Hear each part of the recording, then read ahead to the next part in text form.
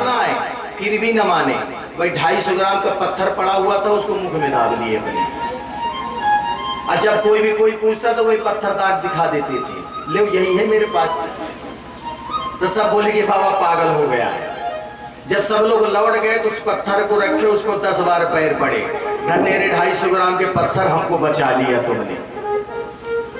ऐसे महात्मा ये ठहरे कि कहीं नाली ओली होती कुछ होती पड़े रहते हैं भगवान की मस्ती में, लेकिन शरीर में एक भी प्रकार की बदबू इनके नहीं है, खुशबू आती है। अष्ट सिद्धियां उनके सामने प्रकट हो गई। बोले महाराज सेवा करने को अवसर दीजिए। बोले हमें आवश्यकता नहीं है, आजकल तो सिद्धियां करने के लिए कितना अपना घर उजाड़ देते हैं फिर भी नहीं मिलता, लेकिन ये महात्मा के पास तो अष्ट सिद्धियां आकर के आती, सेवा को अवसर दीजिए। तो बोले नहीं।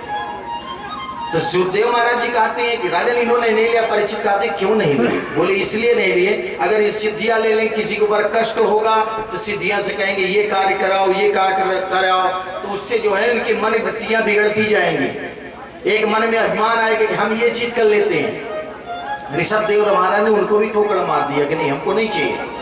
इन्हीं के पुत्र हुए भरत महाराज। भरत महाराज जी भी अपने पिता के आदर्श पर चला करते थे जो उन्होंने उपदेश दिया। तो अपने आगे चल करके वो भी अपने पुत्र सुमति को राज्य दे करके वो भी चले गए जंगल तपस्या करने के लिए। तो ये तपस्या करने के लिए जाते हैं गंडकी नदी नेपाल। ये गंडकी नदी नेपाल में पड़ता है, जहां पे शालिग्राम आज भी मिलते हैं। उस गंडकी नदी में एक तुलसी का पौधा लेकर आप डुबकी मारिए, 30 फुट नीचे अगर शालिग्राम हुए तो तुलसी में आके चिपक जाएंगे। अधिकतम आप शालिग्राम को देखते हैं तो खुरदुरापन होता है, कहीं कहीं गड्ढा मिलता है शालिग्राम में। तो शालिग्राम में स्वर्ण हुआ करता है, जब व्यापारी जो पाते हैं स्वर्ण को निकाल लेते हैं, पत्थर बचता है तो उसमें सोना लगा हुआ होता है। तो वहीं पे ये तपस्या करने लगे। एक दिन सुबह सुबह गए, स्नान करके संध्या कर रहे थे, जल में खड़े हो गए, तब तक एक हिरणी आई जल पीने के लिए। सो एक शेर ने दहाड़ लगाया, हिरणी ने सोचा कि ये मेरे ऊपर झपट्टा मारेगा, सो इसने छलांग लगा दिया। इस पार से उस पार जाने लगी, लेकिन वो गर्भवती थी। उस पार करते करते जो है घाट को उसका प्रसव जो हो गया। हिरणी तो उस पार पहुंच गई, लेकिन प्रसव हो गया, हिरणी खत्म हो गई, उसका बच्चा बहने लगा। भरत महाराज उसको पहुंचे, पकड़ लिए, करे राम राम ये बह जाएगा। अब उसको ले आए अपने आश्रम में, आग वगैरह तपाए, उसको ठीक किए। अब धीरे धीरे भरत महाराज किया, उससे लगाव बढ़ने लगा। तो जहां भगवान का 100 माला जपते थे, तहां प्रेम के बंधन में उसके फंस गए, ममता में, तो 10 माला करने लगे। अब धीरे धीरे जैसे कोई बात होते तो डांट देते, तो हिरण का बच्चा बैठ जाए तो बोले देखो कितना डरता है हमसे, डांट देते हैं तो बैठ जाता है। उसके बाद एक दिन हुआ क्या, हिरण का बच्चा झुंड आया, उसी झुंड में वो भी हिरण का चला गया।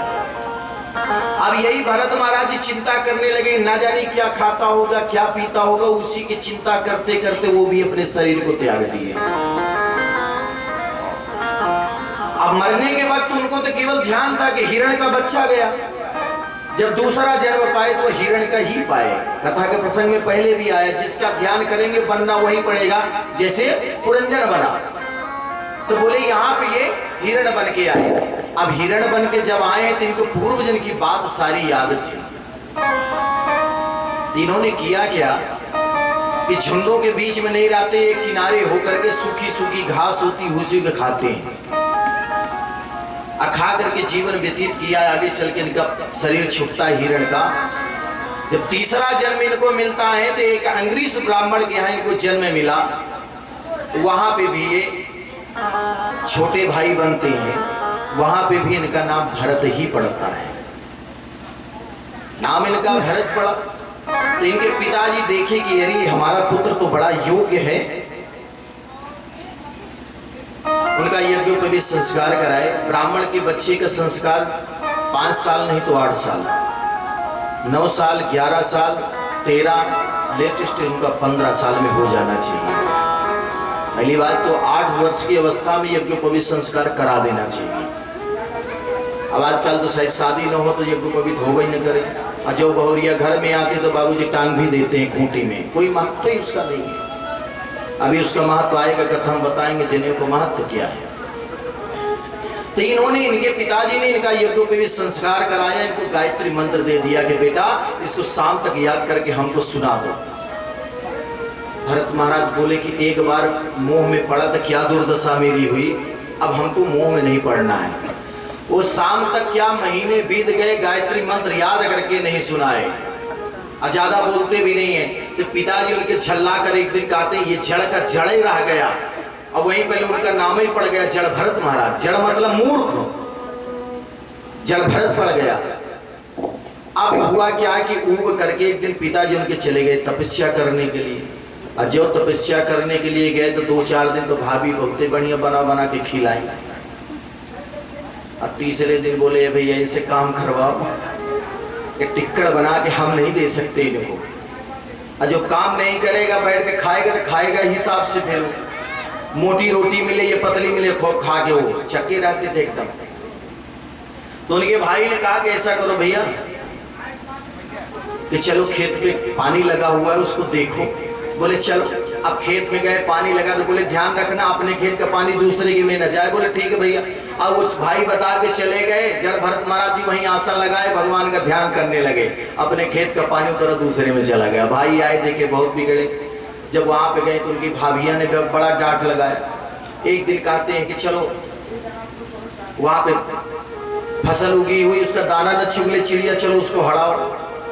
अब इतना कहा के चले गए, खेत पे बैठे हुए आशा लगा कर कहते हैं कि रामे की चिड़ई रामे के छेद, अब भरला चिड़ई भर भर पेट। कहते हमारा क्या है, राम का खेत भी है, राम की चिड़ई भी है, तो भर भर पेट खाओ। ध्यान में बैठ के पूरा खेत चम। जड़ भरत महाराज भी फिर डांट पाए। अब भाभी बोली कि ना इसको कतई हम घर में रहने नहीं देंगे।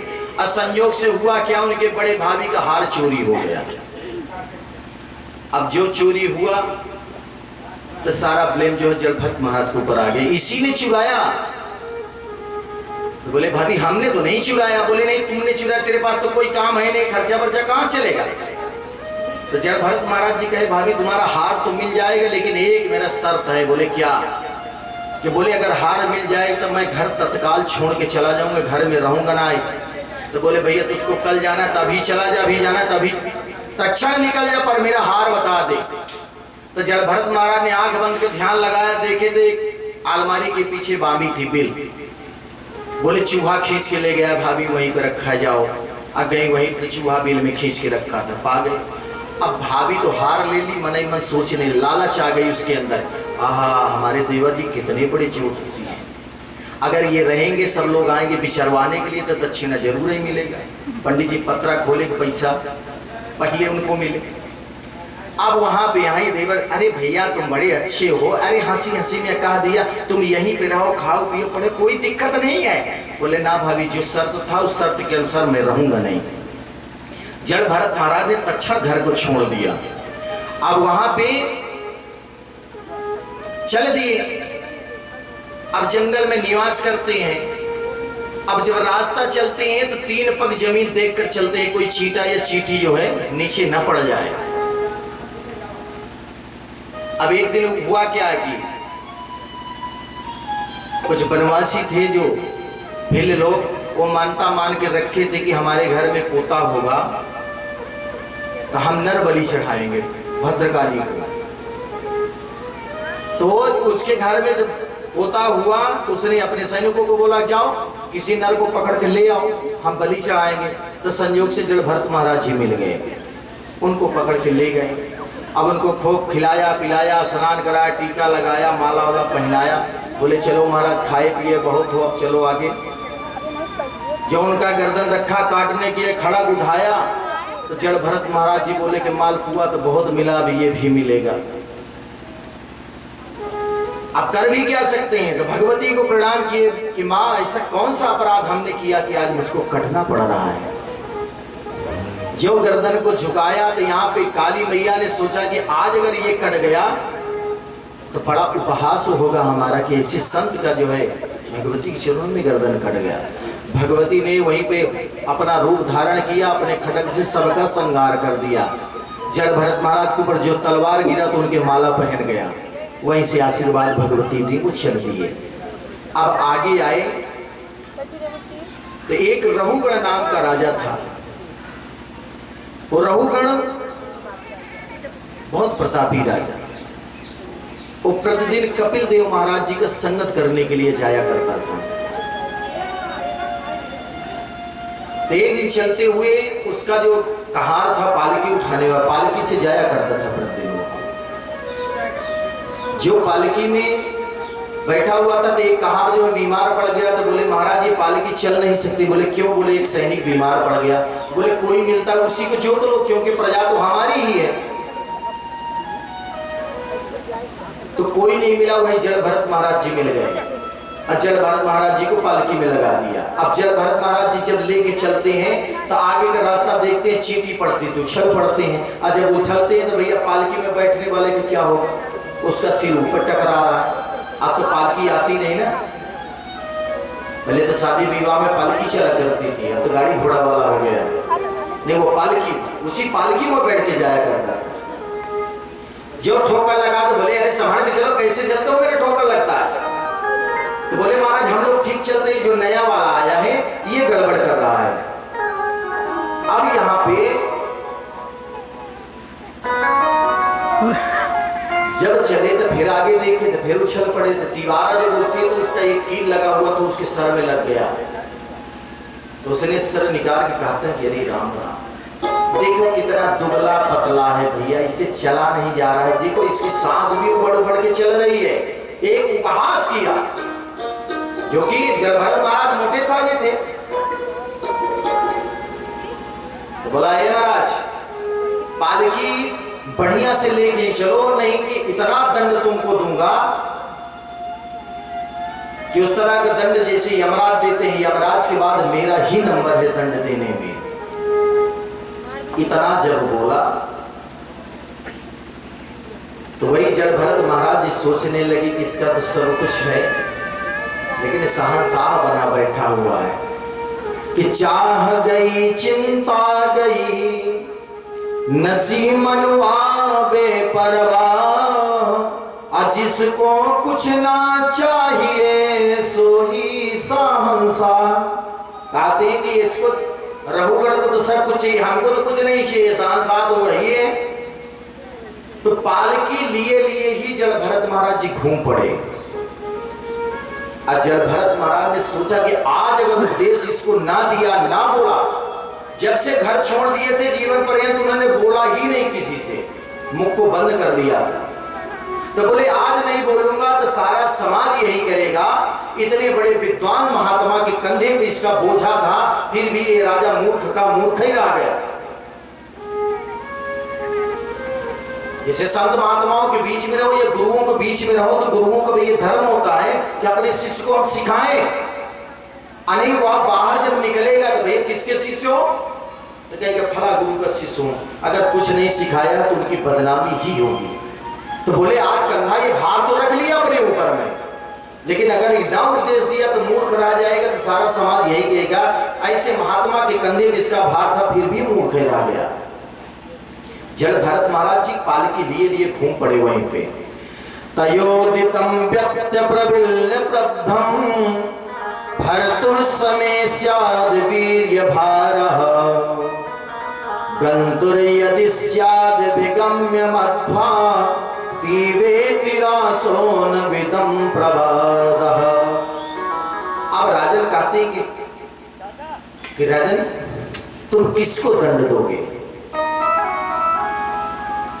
अभी तुमने कहा कि इतने मोटे ताजे और उपहास किया कि बड़े दुबले पतले हैं। तो यहां पे कहें कि राजन इस प्रकार से तुम उपहास किए कि ये मोटा ताजा शरीर ये घूमते हो और पालकी चलाने के भी तुमको तरीका नहीं है। अस्थूल्यम कार्यम बाधाय आधस्य ऋतुभयम कलिरिच्छा जरा च निद्यारतिर्मुहुर्यं मदः सोचो देहेन जातस्य ही में न शांति। कहते कि राजन मोटा होना पतला होना ये प्रकृति की देन है। कुछ ऐसे दुबले पतले हैं कि सारी एंटीबायोटिक खा जाते हैं फिर भी मोटे नहीं होते, और कुछ ऐसे हैं कि एक तो टुक्कड़ आधी टुक्कड़ खाते फिर भी मोटे बने हैं। ये प्रकृति का देन है, मोटा होना पतला होना ये प्रकृति की देन है। और दूसरी बात तुमने ये कहा कि हम दंड देंगे, यमराज के बाद मेरा ही नंबर, किसको दंड देंगे? अरे दंड दोगे तो इस शरीर को दोगे, जो इसके अंदर बैठा उसको कुछ मिलने वाला नहीं है। जो इतनी बात कहा तो तुरंत पालकी से नीचे कूद पड़ा। रघुगण कहता है कि महाराज क्षमा चाहता हूं, आप हैं कौन? कहीं सप्तऋषियों में कोई ऋषि बन के तो नहीं आए, कहीं साक्षात कपिल मुनि तो आप नहीं आए हैं। एक बात तो ये कर्मफल में कि आप ब्राह्मण हैं, क्योंकि आप यज्ञोपवीत धारण किए हुए, यज्ञोपवीत धारण किए, इसलिए कर्मफल में कि आप ये ब्राह्मण हैं। आपके मस्तक की ये तेज बता रहे कि आप ब्राह्मण हैं। तो महाराज आपने ये बात अभी ये कहा कि दंड की वाली बात आई तो किसको दंड देंगे? शरीर को देंगे दंड। तो महाराज शरीर को दंड देंगे, जो आपने कहा कि उसको तकलीफ नहीं मिलेगी जो अंदर बैठा हुआ है। तो बोले महाराज जब इस शरीर को दंड मिलेगा तो उसको तकलीफ तो जरूर होगी, क्योंकि अंदर बैठा हुआ है। तो उन्होंने यहाँ पे बताया कि राजन अगर इसके अंदर जो बैठा हुआ परमात्मा है, अगर उसको तुम पहचान लोगे तो कभी किसी को दंड दोगे ही नहीं, क्योंकि अगर इस शरीर को प्रताड़ित कर रहे हैं तो इसके अंदर परमात्मा बैठा, उसको चोट लगेगी।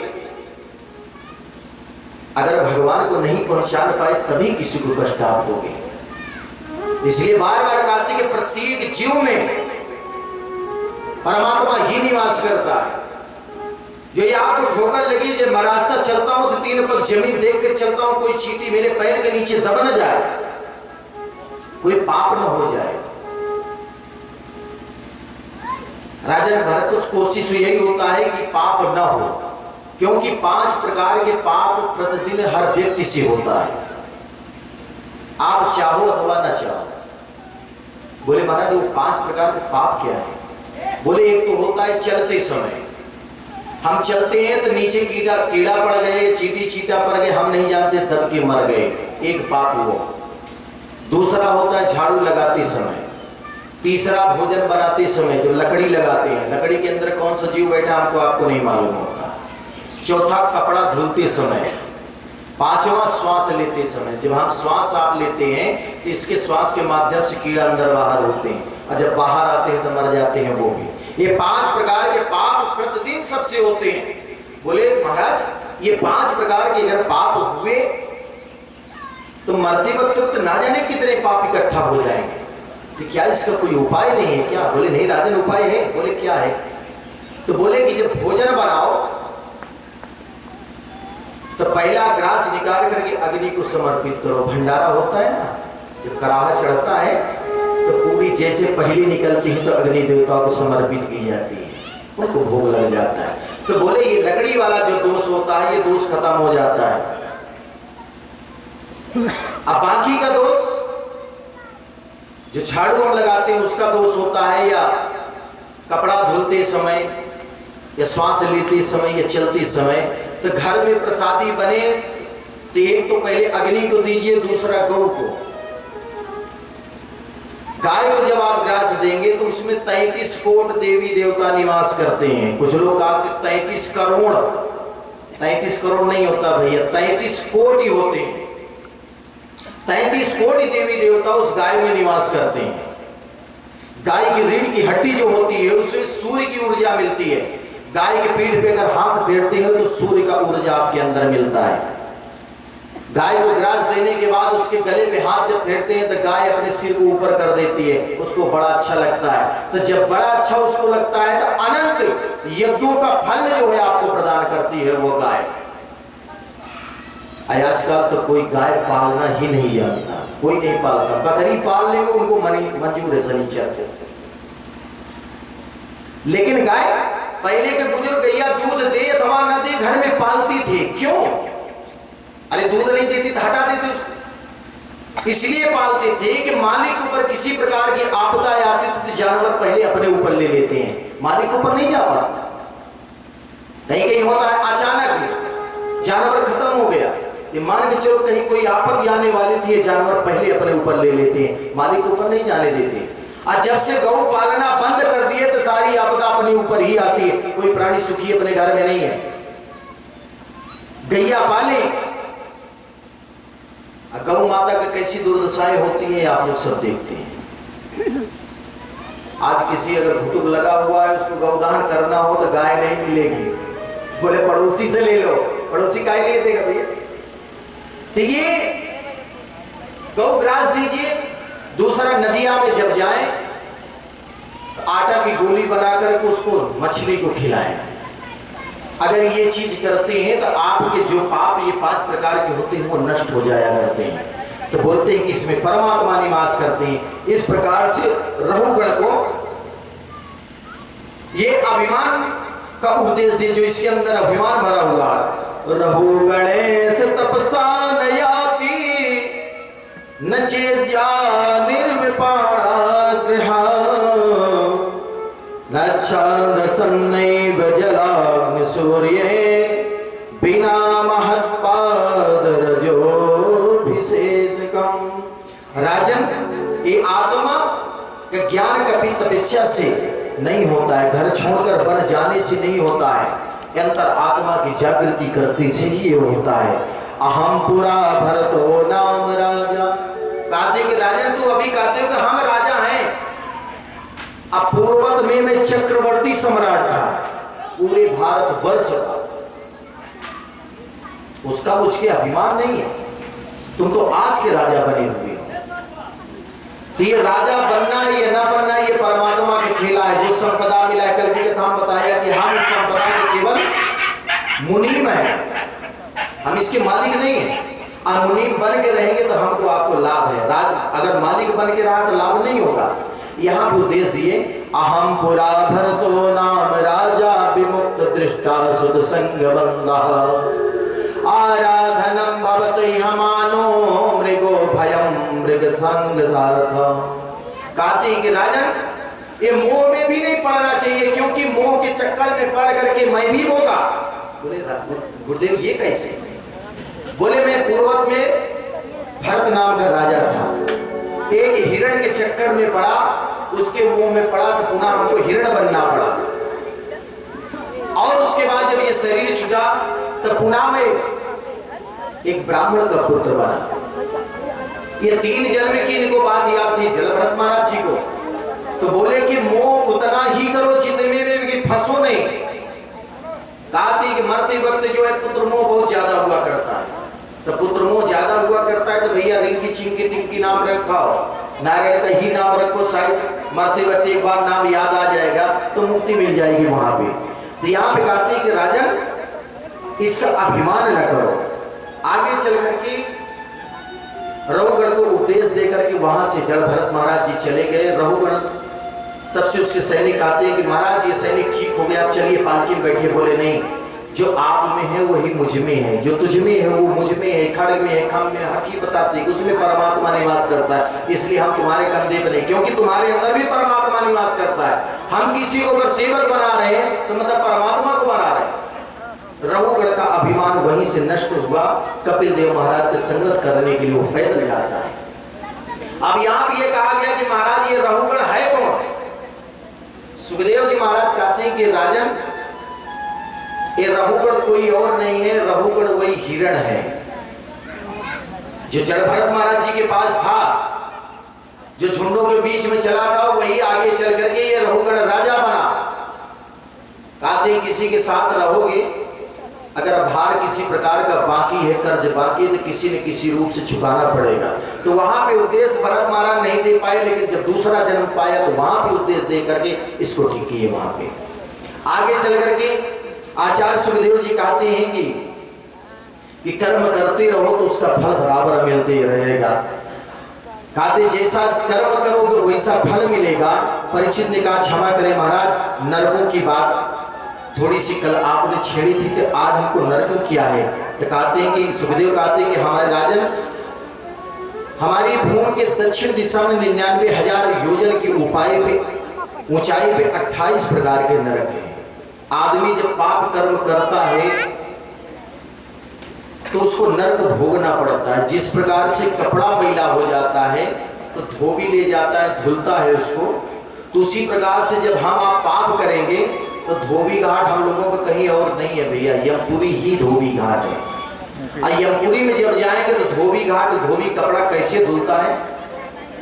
कभी वो ब्रश लगा के नहीं धुलेगा, पत्थर पे पटक पटक के। तो उसी प्रकार से जब पाप कर्म करेंगे, जब नरक में जाएंगे, तो उसी प्रकार से धुलाई हमारी आपकी भी होगी। तो यहाँ पे 28 प्रकार के नरकों का वर्णन करते हैं कि ताम्रिस, आंध्र ताम्रिस, रौरव, महानौरक, कुंभी पाक, कालसूर, अजपात्रवन, झूठी गवाही देने वाले को जो धोखा करता है उसे ताम्रस नरक में भोगना पड़ता है। जो व्यक्ति धन को हड़पता है उस व्यक्ति को आंध्र ताम्रिस नमक में नरक में उसको भोगना पड़ता है। जो व्यक्ति किसी से घृणा द्वेष करता है उसे रौरव नरक में पड़ना पड़ता है। कुंभी पाक नरक क्या है? सुखदेव जी से पूछते हैं राजन कि गुरुदेव ये कुंभी पाक नरक क्या है? तो कुंभी पाक कहती हैं कि एक बहुत बड़ी भट्टी होती है, उसमें कढ़ाई चढ़ी हुई होती है, और कढ़ाई में हजारों मन तेल जो है उसमें पड़ा होता है। और जब उसमें ये तेल पड़ा होता है तो ये झूठी गवाही देने वाले जो होते हैं उसी कढ़ाई में ले जाओ, उबलता हुआ तेल उसी में डाल देते हैं ले जाके। और जब झूठी गवाही देने वाला या किसी की संपत्ति हड़पने वाला जो होता है तो उसी कढ़ाई में ले जाकर डाल देते हैं, तो पकौड़ी की तरह फूल के ऊपर चला आता है, लेकिन मरता नहीं है, तड़पता रहता है उसी में। धोखाधड़ी द्वेष ईर्षा करने वाले को ताम्रिस नरक होती है। कढ़ाई चढ़ी होती है, उसी में बालू का होती, बालू एकदम लाल होता है, उसी बालू में फेंक दिए। जैसे होता है ना ज्वार बाजरा का दाना फेंको तो लावा फूट के आता, उसी तरह फूल के निकल आओगे पर मरोगे नहीं। ऐसी ऐसी यातनाएं मिलती हैं। कथा सुनने का मतलब है, इसको दिमाग में रखो कि अगर हम ऐसा व्यवहार करेंगे धोबी घाट में धुलाई होगी, अवश्य होगी, इसको कोई टाल नहीं सकता है। आजकल अधिकतम मिलता है धोखाधड़ी देके, भाई के ले लिया, अगले के लिए, किसी के लिए, सबका हड़पने पे लगे हो, ना जाने कितना बड़ा पेट हो गया। खाओगे 2 रोटी, हड़पने का कोई 1000 रोटी। ये धुलाई वहां पे होती। इतना जैसे नरक सुना वैसे परीक्षित महाराज कहते गुरुदेव अब आगे नरकों का वर्णन मत करिएगा। बोले ऐसे ऐसे नरक वहां पे पड़े हुए हैं कि महाराज कि कीड़ा वहां पे जब नदियां में मिलते हैं तो इधर कान से घुसते हैं, इधर से निकल जाते हैं, इधर से शरीर से गुजरे, इधर छेद के निकल जाते हैं। ऐसे ऐसे कीड़ा पर मरता नहीं है। नरकों का वर्णन यही पे कहते गुरुदेव अब हमको ये नरक ना सुनाइए। आप यहाँ पे कहे गुरुदेव कैसे कैसे पापी कहते हैं कि ये जीवन पर्यंत पाप करते रहो, लेकिन मरते वक्त अगर एक बार भगवान का नाम निकल आया तो मुक्ति मिल जाती है। बोले महाराज ये कैसे? अरे जीवन पर्यंत पाप किया, एक बार भगवान का नाम ले लिया सब मिट जाएगा। बोले हाँ। तो बोले गुरुदेव इसको हमको बताइए किस प्रकार का। आचार्य सुखदेव जी कहते हैं कि राजन 5 प्रकार के यज्ञ व्यक्ति को नित्य करने चाहिए। जो भी बताया, गौग्रास, मछली को दाना या गोली आटा, अग्नि को, ये 5 प्रकार का यज्ञ माना गया है। यज्ञ करना चाहिए हर व्यक्ति को। नहीं कुछ कर सकते हो तो कम कम गौग्रास तो दे ही सकते हो। बड़ी खुशी की बात हुई जब दुबे जी के यहाँ कथा करने के लिए गया तो गैया वहां पे बड़ी सुंदर थी। हमारी माता जी बैठी है, जब ये कथा सुनती थी तो इनका थोड़ा सा दिमाग गाय की तरफ लगता था, छोड़ती तुरंत गाय के पास भागती थी। ऐसी सेवा होनी चाहिए जैसे हम अपने पुत्रों की सेवा करते हैं। अगर जानवर पाल के रखे तो वो भी आपके आश्रय बैठा होगा। क्यों? क्योंकि बांध के रखे हो, वो छुटा नहीं है कि कहीं जाएगा दूसरी जगह ले लेगा। ये आपकी जिम्मेदारियां होती। जिस प्रकार हम अपने पुत्रों को भरण पोषण करते हैं तो जानवर भी हमारे दरबच्चे, तो वो भी संतान रूप हमारे हैं, उनका भरण पोषण करो। जानवर अगर ये दहकते रहेंगे दरवाजे पे तो किसी प्रकार की कमी नहीं रहेगी। एक कोटि आशीर्वाद है दुबे जी के, उनको कभी कमी नहीं रहेगी। आशा यही रखते हैं कि इनके यहाँ कथा बराबर होगी। अब कब भगवान व्यवस्था करेंगे, कब संदेश आएगा, कथा होने की होगी जरूर। कोई अमरावती खा के नहीं आया, जाना तो सबके है, लेकिन जाने से पहले एक बार कथा ये पुनः कराएंगे, हमको विश्वास है। इनका ही नहीं, इनके पूर्वजों का आशीर्वाद, वो गौ माता का आशीर्वाद इनके ऊपर। ये मैया बैठी है सामने, इसका बहुत आशीर्वाद है। तो गौ ग्रास जरूर दीजिए, गौ की सेवा जरूर करिए आप। थोड़ी थोड़ी बात में कहते हैं लल्ला को नजर लग गया है, चलो झाड़ा लगवा के आते हैं पंडित जी से। अरे बाबरी झाड़ा कहाँ जाएगी, अरे गाय का पूंछ पकड़ के उसी से झाड़ा मार दे ठीक हो जाएगा, मंत्र की कोई आवश्यकता ही नहीं। अब इस प्रकार से कहते कैसे तकाते कर्मणा कर्म निहरौना हंत्यांतिक्यस्य अविद्वादधिकारित्वात् प्रयश्चित्तम विमर्मसन्। कहते नरक से मुक्ति पाने के लिए प्रायश्चित ही ऐसा साधन है कि प्रायश्चित से मुक्ति मिल जाएगा। तो भगवान का केवल भजन करो उससे ही मुक्ति मिल जाए। तो बोले कैसे, तो बोले एक अजामिल नाम का ब्राह्मण था। वो अजामिल वेदपाठी ब्राह्मण था। एक दिन गया स्नान करने के लिए, लौट रहा था तो एक वेश्या को परपुरुष के साथ में देख लिया। उसका मन बिगड़ गया। सुनने से देखने से भी मन बिगड़ता है। तो कहते हैं कि सुनो तो केवल भगवान का भजन सुनो और देखो तो भगवान की झांकी को देखो, गलत क्षेत्र न देखो। नहीं जैसे भाव रहेंगे वैसे विचार भी आएगा। आज अजामिल ने देख लिया तो उसके भाव बिगड़ गए। उस वेश्या के पास पहुंचा, देवी हमारे घर चलो। बोले क्यों पंडित जी? बोले हमारे घर में धन बहुत है। बोले पंडित जी आप जाइए पूजा पाठ करने वाले। बोले नहीं। अब उसके प्रेम में बड़ा मोहित हो गया। अब वो वेश्या को बुला के घर ले आया। जब घर पे आया तो उसकी पत्नी भी थी। तो बोले कि महाराज ये कौन है?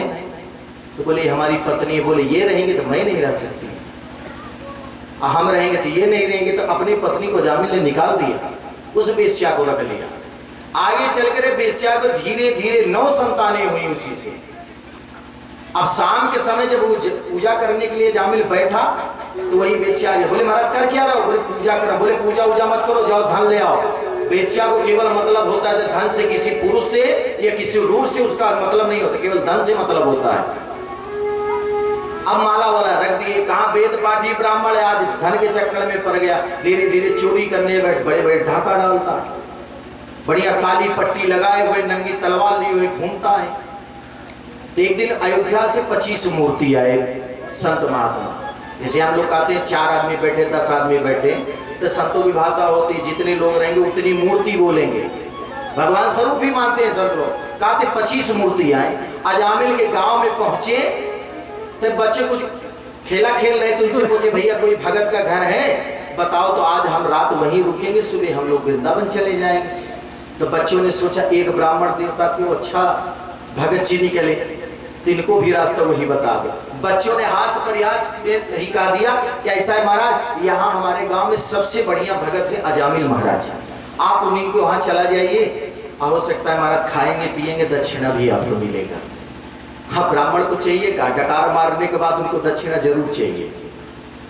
दक्षिणा ना मिला, पंडित जी बहुत होशियार होते हैं, कोई संकल्प होगा तो भोजन के बाद दक्षिणा संकल्प पहले, भैया खाने पीने के दक्षिणा आज जाएंगे कैसे, भैया भाड़ा किराया चाहिए कि नहीं चाहिए तो बोले कि चलो दक्षिणा भी मिलेगा। अब ब्राह्मण देवता बोले चलो भैया कुछ तो फलहार उलहार का जुगाड़ बनी जाएगा। अब आए अजामिल के दरवाजे पर, जैसे अलग लगाया था अजामिल नहीं था, वही उसकी पत्नी जो थी निकली। तो बोले ये अजामिल के घर है? बोले हाँ महाराज ये अजामिल का घर है।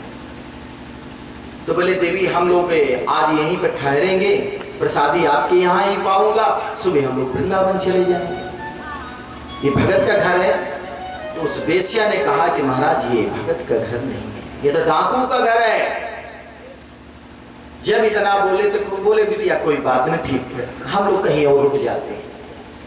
वो महात्मा लोग जब जाने लगे तो उस वेश्या को याद आया कि बचपन में उसकी माँ ने कहा था कि जीवन पर्यंत अगर पाप करो तो कोई बात नहीं करते रहो, लेकिन उसी बीच में अगर कोई महात्मा मिल जाए, उसकी चरणों की धूल यदि मिल जाए तो सारे पाप नष्ट हो जाया करते हैं। जब इस बात को कहा उसको बात को याद आई तो महात्मा जा रहे तो वेश्या दौड़ के गई, महंत जी का चरण पकड़ लिया और रोने लगी, उनके चरणों को भिगो दिया। बोले बिटिया क्या बात है, क्यों रो रही हो? बोले महाराज अपना पूरा परिचय दिया कि मैं कौन हूं। तो बोले महाराज तो मैं तो इतनी अभागनी हूं कि आपको कुछ खिला नहीं सकती हूं, पर महाराज अगर सूखा सामग्री आपको दे दूं बना दे तो आप खा ही सकते हो। बोले हाँ बिटिया हम इसको तो खा सकते हैं। तो बोले महाराज वही प्रसादी आप पाइए। अब वो अजामिल की पत्नी ने भोग उनको सीधा दिया, बोलो वृंदावन बिहारी लाल की पानी पिलाओ, निद्रा आ रही है। हा? अब यहां पे वो गई, सामग्री दिया। अब एक बरगद का पेड़ था, उसी के नीचे बैठ गए।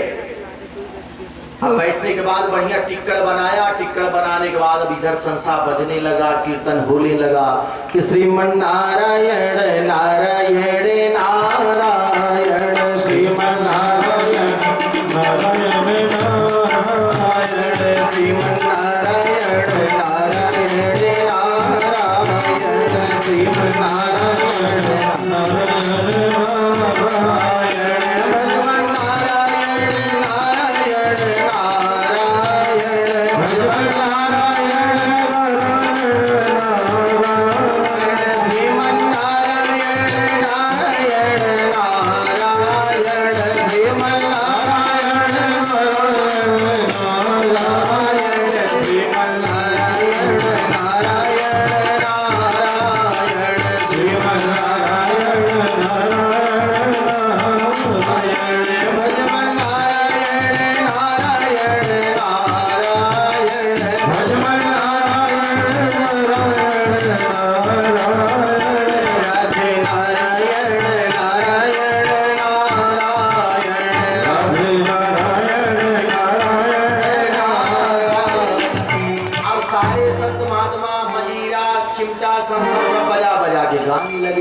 सोई। उसी वक्त अजामिल आ गया। जो अजामिल आया, बोले हे भगवान हमारे घर के सामने कीर्तन कैसा? सोई महात्मा के पास पहुंच गया नंगी तलवार लिए। क्यों महाराज, जा कैसे कैसे? बोले भैया हम अजामिल के घर आए हैं। बोले अजामिल तो हम ही हैं।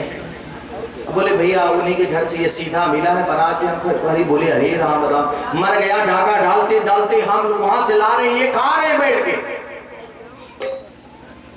भैया पंडित जी लोग भी कहीं फंस जाते हैं तो बढ़िया मसाला इनका भी निकलता है। खूब चकाचक खाते भी हैं, फंसते हैं तो समझ में आता है। क्यों? राधे राधे। अब ये बोले कि अरे महाराज अजामिल मैं हूं, और वो भी मेरे घर से सीधा आए। हे महाराज जितना जल्दी हो यहाँ से निकल लो, नहीं तलवार देख रहे हो ना। अब हे भगवान, उसी में एक नया चेला की भर्ती हुई थी, उसने खूब साधु बनने का चस्का लगा था। बोले हे भगवान ऐसा चेला बना, ऐसा साधु का नशा चढ़ा था कि पहले तलवार मिल गई। महाराज जी बगलबंदी पहने थे, डोरी वाला कुर्ता, और ढीला ढाला उनके था, उसी बगलबंदी में घुस गया वो। बोले महाराज जितना जल्दी हुई यहाँ से चलो।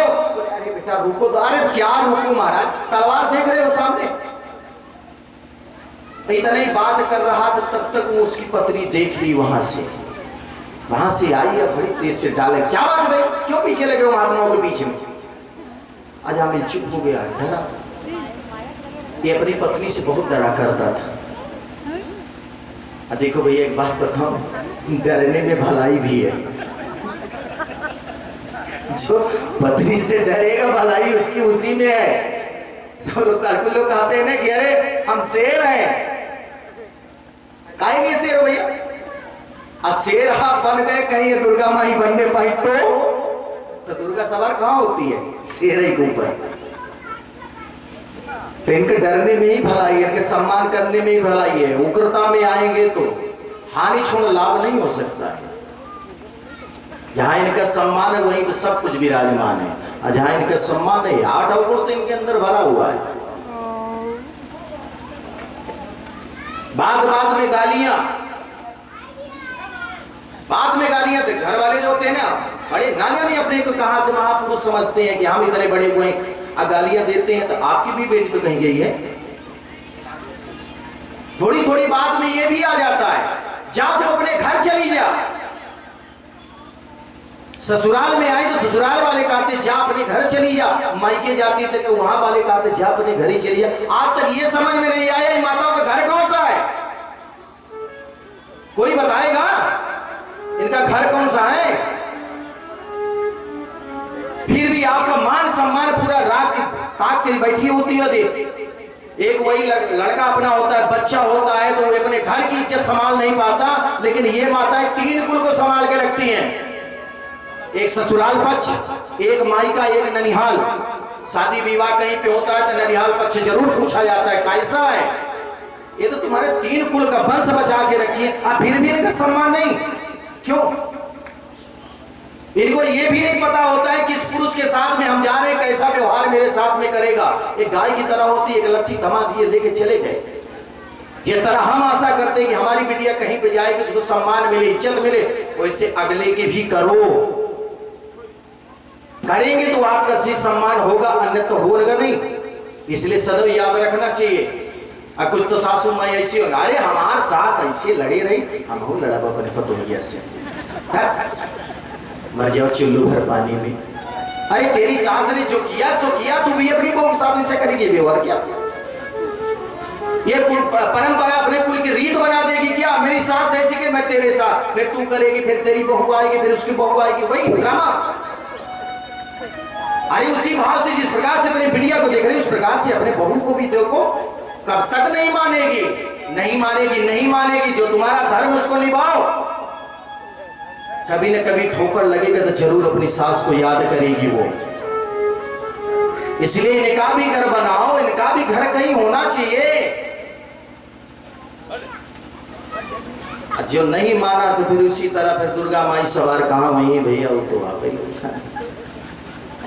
अजामिल की पत्नी अजामिल बहुत डरता था पत्नी से। सोई पत्नी ने डांट लगाया, चुप हो गई। बोले ठीक है देवी, जब आप कहो तो कोई बात ही नहीं। अच्छा चलने लगे तो महंत जी कहते हैं महाराज भैया अजामिल इतने ही नहीं, सुबह जाऊंगा तो दक्षिणा भी लेके जाओगे। बोले राम राम, जले पे नमक मत छिड़को, अभी इतने नहीं, अभी दक्षिणा भी। तलवार पीछे दिखा रहा है। फिर पत्नी ने आंखें दिखाया तो ठीक है देवी चलो। अब चले आए। अब नया वाला चेला सोचा न जाने कब सवेरा होगा, यहाँ से चले। अब सुबह हुआ। अब शाम को जैसे अजामिल चला गया तो प्रसादी जब पाने को हुआ, महंत जी उठाए नहीं वाला, उनकी आंख से गंगा जमुना बहने लगी, नेत्र से आंसू बहने लगा। तो वही चेला पूछता है गुरुजी क्या बात है, रो क्यों रहे आप? बोले बेटा ये अजामिल बड़ा नास्तिक है, ये पूजा पाठ तो करना जानता ही नहीं है। और दूसरी बात ये है कि इसका अन्न मैंने खाया है, इसका उद्धार कैसे करूं? इसीलिए रो रहा हूं कि मेरे समझ में नहीं आ रहा कि उद्धार इसका कैसे करूं। अब रोते गए, महंत जी खा लिए, प्रसादी पाए। सुबह हुआ, जब दक्षिणा की बारी आई, सोई अजामिल पत्नी के पीछे खड़ा था। बोले महाराज निकलना नहीं, तलवार देख रहे हो? फिर पत्नी ने देखा। बोले क्या महात्माओं के पीछे पड़े हो? अरे इतना भरा हुआ, थोड़ा सा दे देंगे क्या, घट जाएगा? बोले देवी आपकी इच्छा है तो दे दो।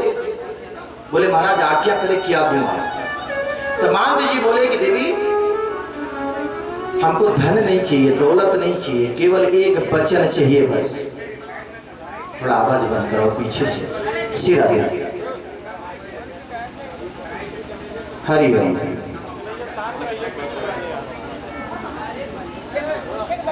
अब ये जब कहने लगी कोई हमको धन नहीं चाहिए, तो बोले महाराज चाहिए क्या? बोले ये तुम्हारे गर्भ में ये संतान पल रही है। बोले हाँ महाराज 9 हो गए, ये 10वीं संतान है। बोले अपने इस संतान का नाम केवल नारायण रख देना बस। हमारी दक्षिणा यही। देखो महात्माओं को जब किसी का कल्याण करना होता है तो कोई ना कोई उपाय ढूंढ लेते हैं। बोले केवल नारायण रख देना। अजामिल ने सोचा चलो भैया बच गया, कुछ देना नहीं पड़ेगा। बोले ठीक है महाराज हम रख देंगे, आप चाहिए। अब संत महात्मा तो चले गए वृंदावन। आगे चल करके इसको संतान जो हुआ तो बेटा हुआ तो उसका नाम नारायण रख दिया। और नारायण जब रखा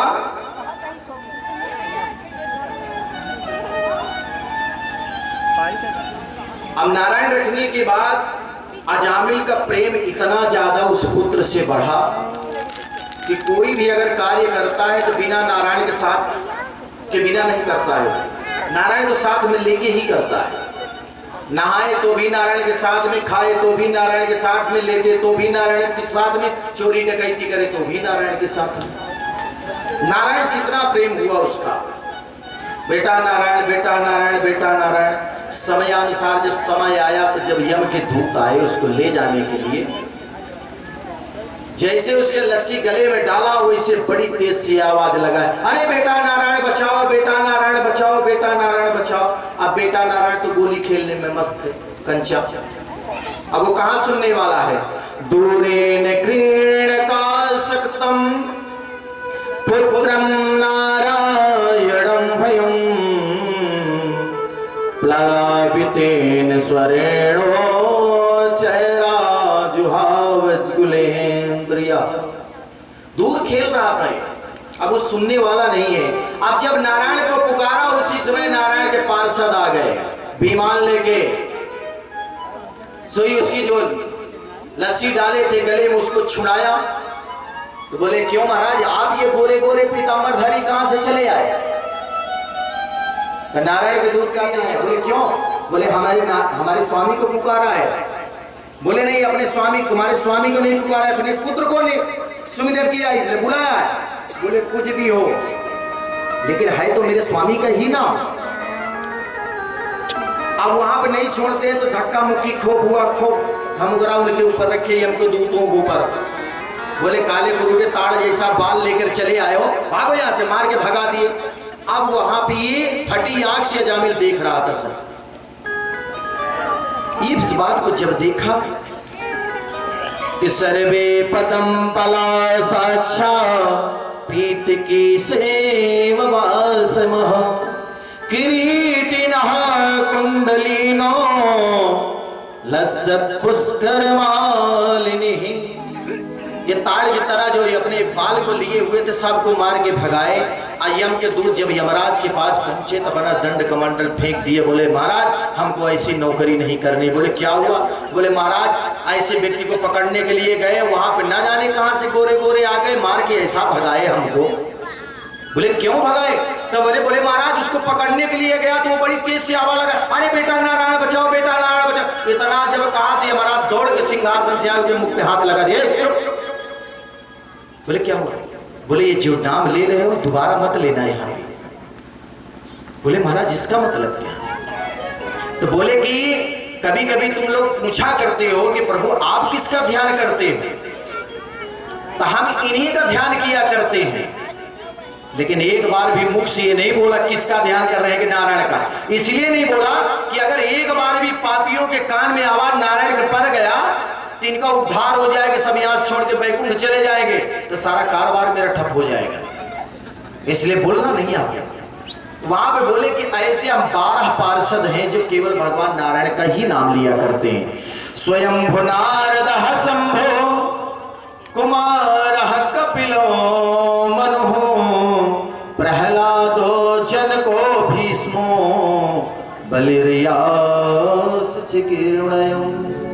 कहते हैं कि नारायण के आधार पर जीवन चलाने वाले हम 12 भागवत हैं। स्वयं मनु, शंभु, नारद जी, कपिल, शरद कुमार, शंभु मनु महाराज, प्रहलाद जी, जनक जी, भीष्म पितामह, बलि महाराज, सुखदेव जी। 12वें स्थान पे अपना नाम धर्मराज बताते हैं कि ऐसे 12 लोग जो हैं जो भगवान का नाम लिया करते हैं। तो बोले महाराज अच्छा ये बताइए कि हम किसको पकड़ने जाएं, किसको पकड़ने न जाएं? तो यमराज कहते हैं कि जो भगवान का भजन ना करते हो, जो भगवान का ध्यान ना करते हो, जो नारायण का नाम ना लिया करते हो, जो पाप करते हो उनको पकड़ के मेरे पास ले आओ। तो बोले आपके पास लाऊंगा तो क्या करेंगे? बोले धोबी घाट पे धुलाई करूंगा उनका। और जो भगवान का नाम लेते हो उनको कदाचित भूल के भी मत पकड़ना, नहीं जो दुर्दशा तुम्हारी हुई वही बराबर होगी। तो भैया यमपुरी आपको जाना है तो भगवान नारायण का नाम मत लो, और नहीं जाना है तो केवल भगवान का नाम जपो। ये अजामल फटी आंख से देखता रहा, वहीं से उसका मोह भंग हुआ, उसको ज्ञान हुआ कि जो रास्ते पर था ठीक था। अगर नारायण का नाम शुरू से ही लिया होता तो ये मेरी दुर्दशा न होती। आगे चल करके वो भगवान का ही जाप करने लगा, अपना घर त्याग दिया। अब यहाँ भी पहले के बुजुर्ग जब अपने पुत्रों का नाम रखते थे तो भगवान से मिलता जुलता, रामदास, कृष्णदास, हरिदास, नारायण या विष्णु या कुछ रखते थे।